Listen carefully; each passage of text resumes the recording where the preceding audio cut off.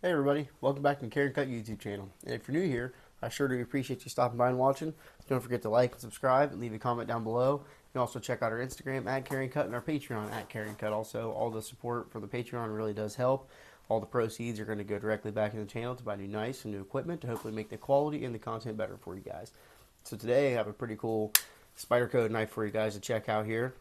And I want to give a huge shout out to Jimmie Crowe. This is one of his knives that he sent over for us to take a look at and review and disassemble and do all these sorts of fun stuff that whatever we want to do with it. So Jimmie Crowe has been a awesome supporter of the channel.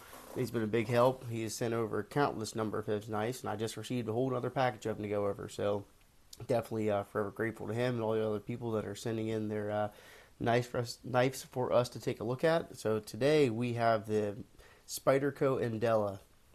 And this one is, of course, in K390. This is a Seki City, Japan knife right here. We have the bi-directional injection molded handles on it, and the this kind of crazy cobalt-looking blue. I guess if you want to call it cobalt blue, I don't know.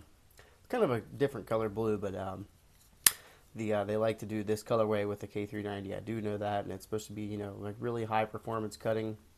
Of course, the K390. I looked it up, and it's K390 micro clean. But this is not a stainless steel, but it is made by Bowler, and this is a super nice. I said it was a cold working, high performance steel. So I'm not really sure what the whole cold working thing means. Maybe it's supposed to be made for like a cold working environment. Not really too sure on that, but this is a really sweet knife, an excellent cutter. This thing takes a crazy, crazy edge, and it is absurdly sharp. We got a drop point blade on it, of course, lock back construction.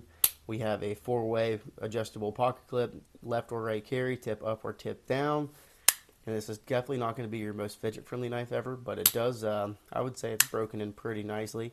This thing does, it doesn't fall shut, but it really has a nice, good sound to it, like a authoritative whack when that thing's open, and kind of like a confidence-inspiring thing, I guess you could say. Like, I would not be afraid to work this knife really hard.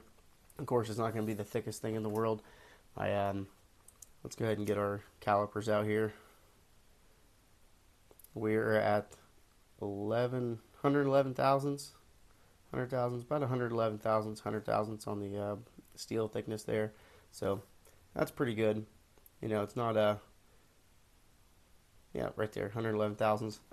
But like I say, this is definitely like a more work-inspired knife, I guess you could say. Lightweight on the handles. This thing is definitely pretty sweet, and I really have enjoyed carrying it around for the couple days that I have. It's just a super slicer, really utilitarian blade shape on it. Ergonomics are really great, and it's a full-size knife too. I have medium to large size hands, I guess you could say, and I can get a full 4-finger, if not more. You can't really choke up on it. There is no finger choil on these, but Spyderco claims that you don't need that. They don't like to have the sharpening choils on there because they can catch materials and all that kind of crazy stuff in there. So of course, you got your one opening method, the old Spidey hole there, and it works great, just like all the other ones do. And I really do enjoy this one. It's definitely a nice knife. Let's go ahead and go over some specs on it, though. The overall, we're looking at right at 8 inches on this thing. That is from tip to butt of the knife. On the blade, we're about, I don't know, more than 3, almost 3.5. Sharpen length is just right at 3 inches. So if you want to consider that whole thing the blade, then you can. But sharpen length, 3 inches on this thing. And let's go ahead and get Miss Carry and Cut's kitchen scale out. And zero this thing out right here. There it is, already 0. All right. So we're right at 2.9, yeah, 2.9 ounces, which I think it said 3 point something on the Knife Center website. That's where I was looking up some of the specs on this thing. But pretty good. So we got 2.9 ounces for an over 3-inch blade, which is, always nice to see. A lot of people really do care about all that, so that's definitely pretty cool. Let's go ahead and get some size comparisons going here.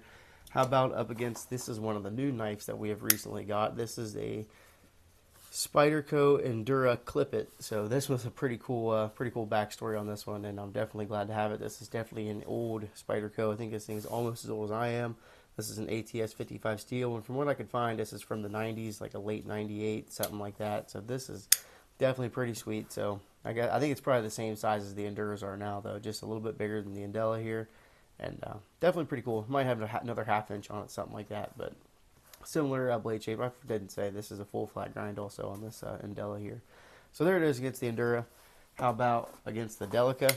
So we'll just kind of, so there's the Delica, the endela, and then the Endura. So right there is our size comparisons.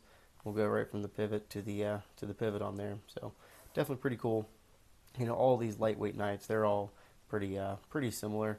And of course, this is made in Seki City, Japan too. And you look at the difference from the lightweight. Of course, this is still the same, you know, injection molded, but the actual pattern that they got going on the handles is completely different. At least this is the bidirectional texturing, so like it grabs you when you try to, you know, going like this. It's no big deal, but when you actually go try to like push up on it, it actually really grabs your fingers in there and gives you a whole bunch of traction to grip onto. So it's definitely pretty cool. I don't know much about this clip-it knife. If you guys know anything, leave it down in the comments below. I'm going to do a review on this thing coming up before too long, and it's definitely pretty sweet. Just put a nice, super sharp edge on this ATS 55, and from what I could find, this is like a VG10, at least what took place. VG10 took the place of ATS 55, is from, you know, what I'm gathering, so pretty cool. So, bigger than the endela, smaller than the Delica, smaller than the Endura.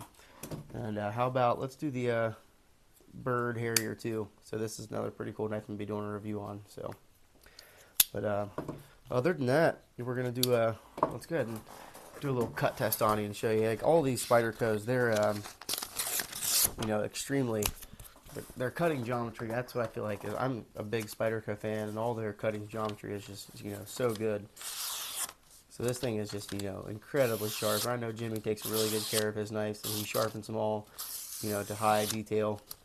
I mean, just look at that. It is a slicing machine. So the K390 is definitely helpful on that note too. So good stuff, really good stuff. And I do like the knife, and it is looking like it is going to be, I think it was like right around $140 for this thing, at least on the Knife Center website. So I'm going to go ahead and link it down there below. And I'm not sponsored by Knife Center or anything like that, but if you guys would like to check it out, then, you know, go ahead, feel free to go pick one of these up. I really do like it, and I know they come in all sorts of, you know, different serrated blades and all sorts of stuff like that. But a drop point blade is really useful. And another thing I keep forgetting to mention is this, you know, a nice row of jimping that they have going on here, and it's kind of the same with the Delica. They got the same, you know, sort of jimping going on there, and it's nice and useful. Nice traction, gives you a good purchase on it, and really do like it. So, all right, guys, that's going to be all for this one. Like I said, Spyderco endela, pretty cool. Definitely do like it. It's a great cutting tool. Thanks, guys.